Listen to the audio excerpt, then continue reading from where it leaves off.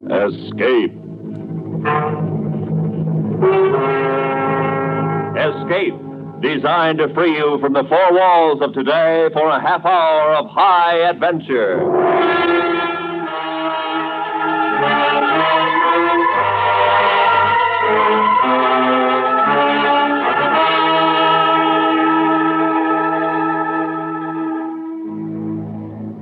You are flying lost and alone over the empty wastes of the Pacific, while the fury of a typhoon is tearing your plane to pieces, and on a desolate island ahead of you awaits the strangest adventure in the knowledge of man. Listen now as Escape brings you Nelson Bond's famous story, Conqueror's Isle.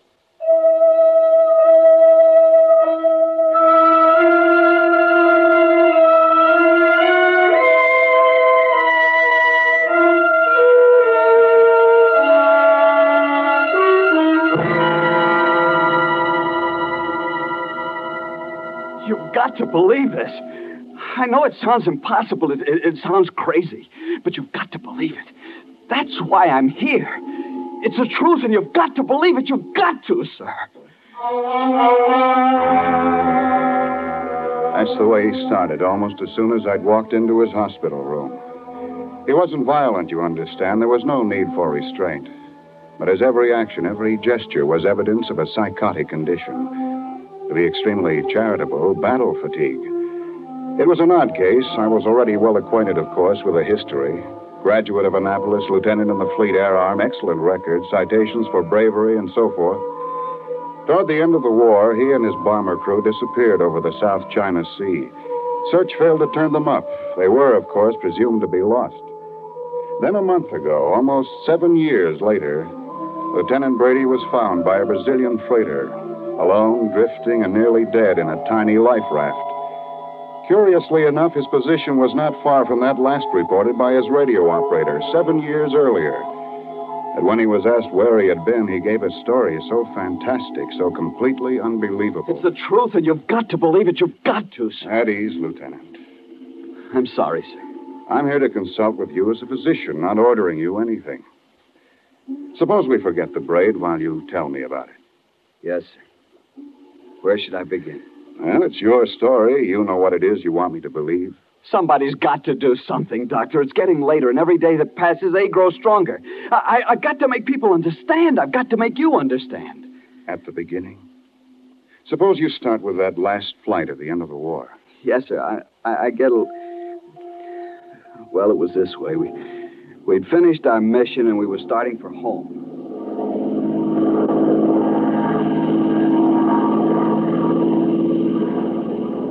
We were over the South China Sea between the Philippines and Indochina, roughly off Palawan, and everything was peaches and cream. The Ardenales was purring along like a dream, and I was sitting here chewing up a pack of gum thinking about how good that can of cold beer was going to taste when the intercom cracked off in my ear. Lieutenant, Jap freighter, 10 o'clock. Huh? Yeah, you're right. Looks like a tramp. That's what I figure. Have we still got Bertha? Yes, sir. Okay, maybe we can have some fun. Red 4 to Mac. Red 4 to Mac. Go ahead, Red 4. Jap freighter, 10 o'clock. Check. We're carrying a Bertha. How about it? Why not? It's your party. Go ahead, and good luck. Roger, and out.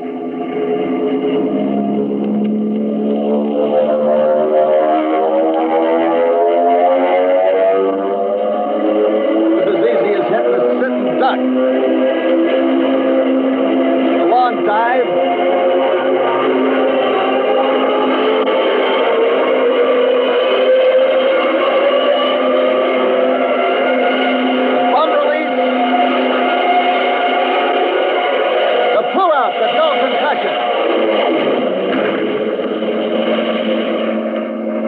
Down a raft stack, and that Jap ship went up like a Roman candle.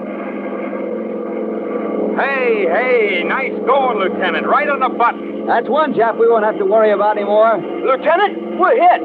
Huh? Piece of that Jap must have come up and hit us. We're spraying gas all over the Pacific, out of the left wing tank. Yeah, I see it. Look Guys, get ready for a bath. We'll never make it back. I object. It ain't Saturday night. Never mind. I always did want to take a ride on one of them little rubber boats. Navy will be out to get us before we have a chance to get thirsty. Red 4 to Mac. Red 4 to Mac. Nice going, fella. Yeah, only it was a two-way deal. We're hit, Mac. Losing gas fast. Think you can make it? No, it's a salt bath for us. Sorry, fellas. Keep your radio on. Give your last position at the base before you ditch. They'll have a rescue party out in an hour. Wilco. See you tonight. Good luck. Over. Roger and out.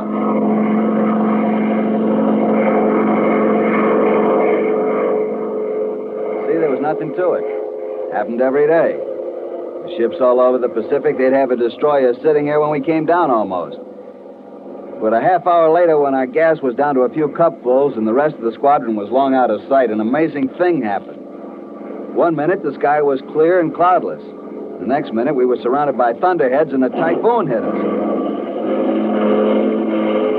Holy cow, Lieutenant. Where'd this come from? I don't know, but it's a Lulu. Fasten your safety belt. There's no telling what this will do to us.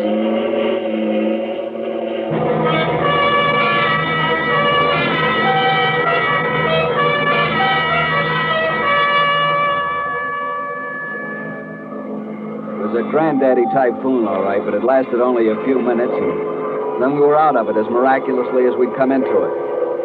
And then something else happened. I guess we all saw it about the same time. Well, what do you know? Take a look at that sight for sore eyes. Man, oh man, it looks mighty fine to me. What island is it, Lieutenant? I don't know. That's the way we got tossed around back there. I haven't any idea of our position. We could be anywhere from the coast of China to the Philippines. Who knows? Who cares? It's dry land. Just in time. We're out of gas. Take a bearing and radio our position, Jack. We're going down.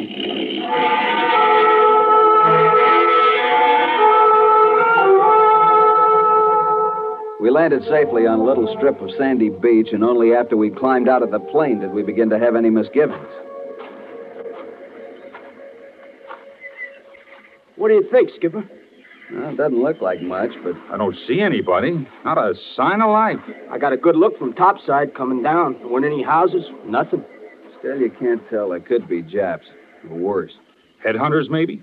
We'd better stick together, stay close to the plane. It shouldn't be more than a few hours before... Yeah, except that I... Hello! Hey, what? Hold it. Hello there! It's a white man. Hey, what is this? Keep your eyes open. It might be a trap. Yeah, but he's a white man. He speaks English. And he's not armed. No, I don't see any guns. It's the same. Watch it. Welcome, gentlemen. Welcome. I saw you land, so I hurried out to see if I could be of any assistance. May I introduce myself? I'm Dr. Grove. I'm Lieutenant Brady, Radio Man Cavanaugh, my gunner, Sergeant Golan. It's a pleasure, gentlemen. Any of you in need of medical assistance? No, thanks. We're all okay. Just a little surprised to find anyone here. Yes, of course. That can be explained to you later, but now you'll be wanting food and rest. Hey, a little chow wouldn't be bad, huh? First, we have to get in touch with our base, give them our position. Of course, but such things take some time in these primitive areas. Oh, no, we have a radio in the I plane. did have, Skipper. I was starting to tell you. Went out just before we sighted the island. Must have got wanged up in the storm. But you can fix it. I guess so, if it's nothing serious. I'll tell you better after I get a chance to go over it. Of course, but in the meantime, I hope you'll accept our humble hospitality. Now, if you will follow me. How about it, Skipper? Sure, why not? After the last half hour, we could all use a little relaxation. Very good. Right this way, please. I should have smelled it right then. There was something strange about the whole thing. There were a lot of questions in my mind, but I didn't ask them.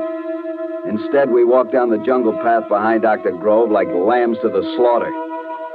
Tom Golan must have had the same misgivings because he whispered in my ear. I don't get it, Skipper. Don't get what, Tom? Where's this guy come from? Where's he hang out? When we were coming in, I took a good look at this island. There were no houses, no nothing. I don't know. I guess we'll find out soon enough. Yeah. Holy cow! Will you look at that? The rock. Here we are, gentlemen. If you will be good enough to enter. Enter what? That? Oh, don't be alarmed. It's only an elevator. The entrance is from the ground floor. An elevator? In this jungle? I don't get it. You mean to tell me you live underground? My dear Lieutenant, I'll be glad to explain everything later. It's all very simple, but first I must insist that Insist? Suppose we prefer not to get into your elevator. Then what? then I should be compelled most regretfully to enforce my request. Guess again, pal. We've got guns. 3 guns. Lieutenant, would you be kind enough to fire your gun? If you have qualms about killing a man in cold blood, you might fire it in the air. Wait a minute. Keep your hands out of your pocket. Perhaps you'd care to stop me, Lieutenant. I'm warning you. What? Try again, Lieutenant. I'm afraid you're going to find that your guns will not work on this island. Skipper is right. Mine won't work either. Neither will mine. And now perhaps you will be kind enough to step into the shaft. Look, I don't know what's going on here, but I don't want any part of it. Come on, gang, let's get out of here. Just a minute. I'm sorry. You forced me to use harsh measures. Believe me, I do so reluctantly. What's that you got there? Just a small tube, but a very potent weapon, I must warn you. Yeah? Well, then you better use it fast. I made a desperate lunge for him, and suddenly a tiny shaft of light flicked out from the tube and touched me, and I stopped, frozen in my tracks. Conscious, my eyes open, seeing him, hearing him. But try as I would, I couldn't move a muscle. I seemed to be turned to stone.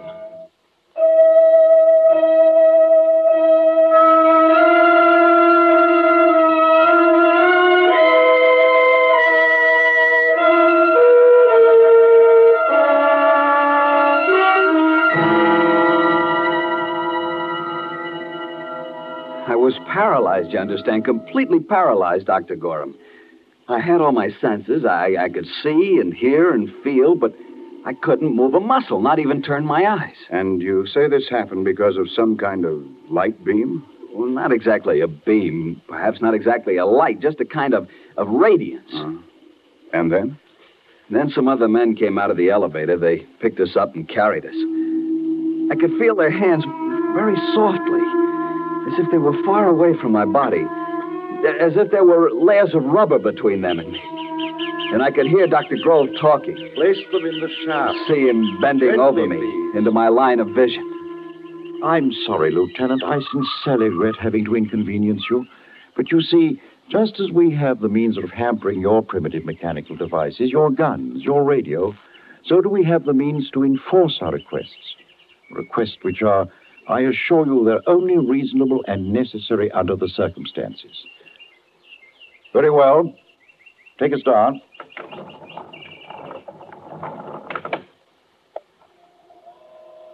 My head was reeling, and fear was growing in me.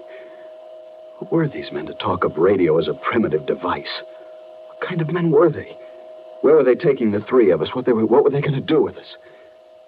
As if he'd read my thoughts, Dr. Grove leaned over me again. There is no need to be alarmed, Lieutenant. No need at all. Well, Freighter? I'm sorry, Freighter Dorden. It was necessary. They would not come willingly. I see. Few of them do. Ah, well, put them in sleeping chambers until they recover. And be gentle. They're frightened. Poor things. Poor things. Poor things, he'd said. Not as if we were human beings at all, but animals. Some weak, dumb animals with whom they must be gentle. It was then that I began to know real fear. We were in a great underground city, but I could see little of it. Nothing except what passed in front of my rigid eyes. And then I was carried into a room, deposited upon a soft couch and left alone. I couldn't close my eyes, but gradually the light began to fade, melt away. I was in deep blackness, and I slept.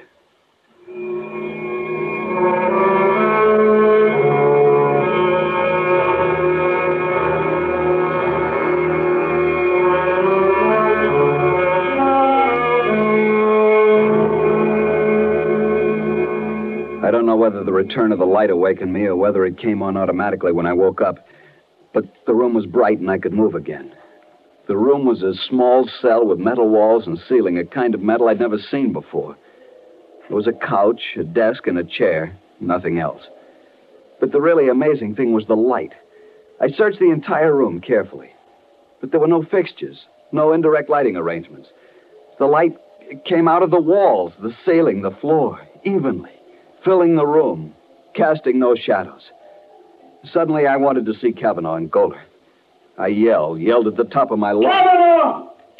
Goler! Kavanaugh! Goler! But the wall simply absorbed the sound into utter silence. I thought for a moment I was going mad. I heard someone's voice shouting, and I was surprised to find it was mine. Was I to be left here to die? Would no one ever hear my calls? I went to the door, banged on it. Let me out! Let me out! Let me out! And as I leaned there with fear cold in my stomach, I heard a faint sound of footstep behind me. I whirled around just in time to see Dr. Grove stepping through the wall. You said he stepped through the wall, Lieutenant? Of course you mean through the door. Through the wall. Through the wall, sir. The door was in front of me. But Dr. Grove stepped into my cell through the solid metal wall. You realize that what you are saying is impossible. To us it is. To them, nothing is impossible. Nothing.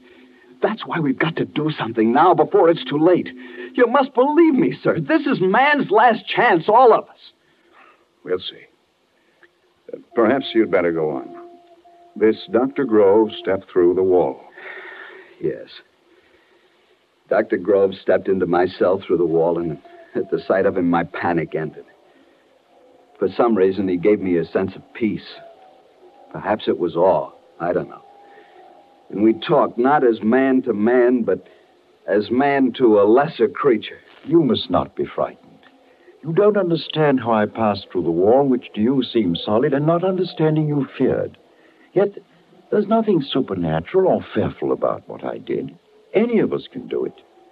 We simply make a necessary mental adjustment and walk where we will. It's an ability as basic to us as breathing to a person like you. What kind of men are you? You know the facts of evolution. You know how man has progressed through various stages from primitive savagery. Well, obviously, this process can and will continue. To suppose that evolution of man is complete with you is a mistake of conceit. You mean you are the next stage? Exactly. We are the next stage, infinitely superior to our parents and to our fellow men. Your most difficult physics and mathematics are our ABCs. Our studies far beyond your understanding. Are there many of you? Oh, very many. You see, the process has been going on for many years. Hundreds, thousands more come here to us every year from all over the world, where we need isolation to study, learn, build, and prepare ourselves. Prepare for what? For the task ahead. Obviously, when we are ready, when we are numerous enough to fill all the necessary positions, our superior intelligence must shape a new world. Take over the world? Obviously. And you'll destroy man? How little you understand us. Do you destroy the animals of the field because they're not your intellectual peers? Our obligation is to keep and to protect you, to act as your friendly guardians in a world which will be strange to you and frightening, as my walking through the wall was frightening to you. Yes, I see. What do you plan to do with us, then? Oh, rather say, what does nature plan to do? And the answer to that, well, that lies in history. What became of the anthropoids and the cavemen? They died out. Civilization passed them by. They fell before the onrush of higher forms of life. Even so. Even so. But I give you our pledge that we will be kind. We will be kind.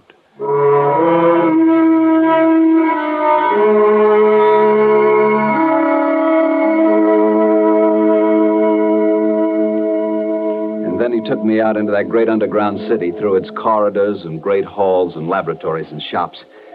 Took me among the thousands of his fellow men. There I saw marvels of which I could talk for hours. And then I met others like us. Some 200 captive cattle. People who'd stumbled onto this island as I had. There were famous names among them. A famous author whose ship disappeared in the Pacific years ago. A big game hunter, a famous aviatrix for whom a dozen fleets had sought in vain. All of us, prisoners. We were treated with great kindness, made comfortable and relatively happy. We were their pets, you see. Their dumb animal pets.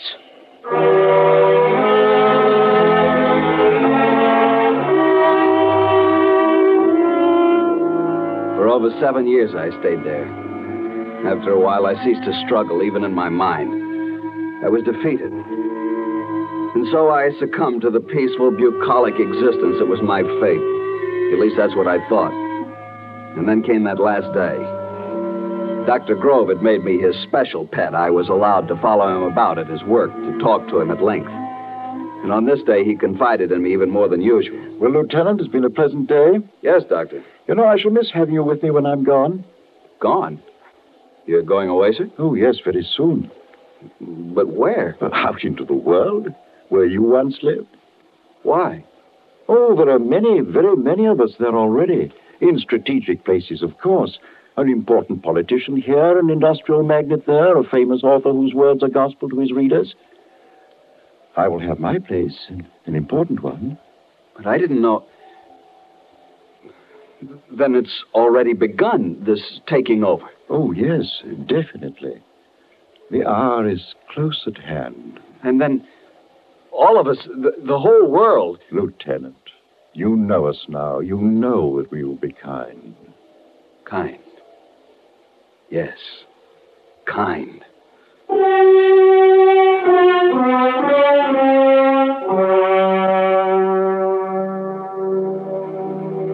Suddenly, all the anger that was in me welled up.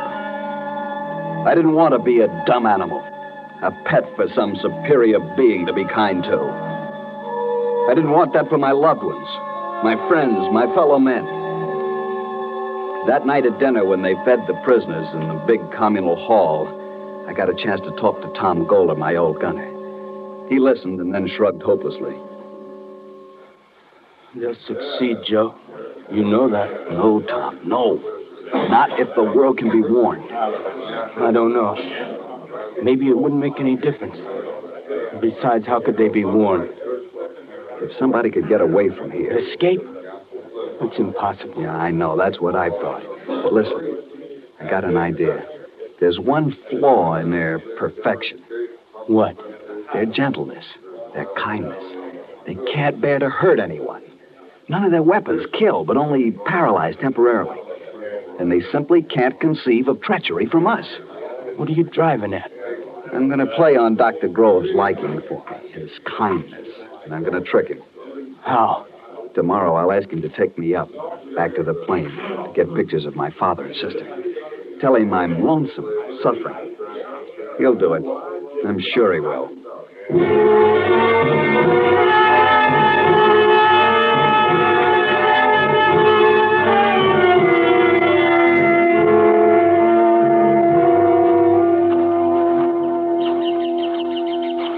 It's kind of you, Dr. Grove, to do this for me. Not at all, Lieutenant. I understand your feeling, but...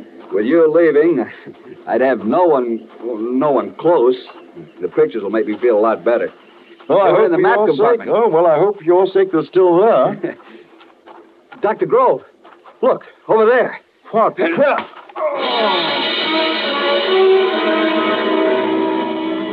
I hope I didn't kill him. He had been kind, but I hit him hard.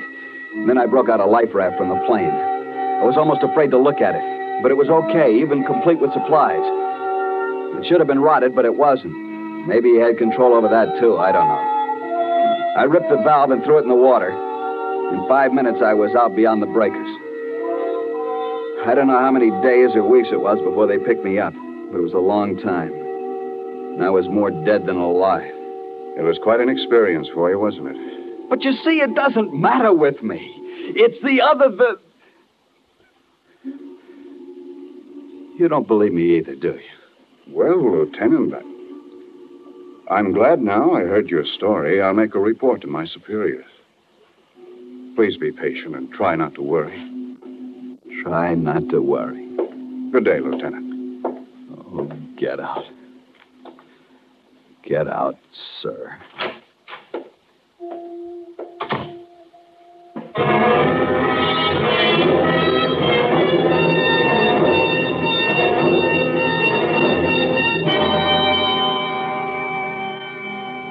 Commander Gorer, him. You talked to him. What's the verdict? What do you think? Clear case of persecution mania. An amazing form. I never heard a tale more complete and logical. Yes, I know what you mean. Do what you can for him. I'm afraid he's going to be here for a long time. Perhaps for as long as he lives. Turned loose, he might be dangerous. That's too bad. Nice boy, too. Floating 4 weeks on a life raft. That sometimes does things to a man's mind. Well, Doctor, how about lunch? No, thanks. I've got to run along. I have to turn in my report and recommendation on this case. Yeah, of course. See you later. I watched the man disappear down the hall. I stood there for a moment, lost in thought, seeing the face of that boy in there. It was hard to know how best to be kind to a boy like that. But I roused myself. I had much to do, so much. And if I went down through the lobby of the hospital, some fool would surely delay me, get me into a long-winded discussion. And there was nothing to discuss anymore. My report on the Brady case was closed. There'd be no more trouble from that source. And now there was no one in sight in the corridor. I wanted to get out of this place. So I turned and walked quietly through the wall.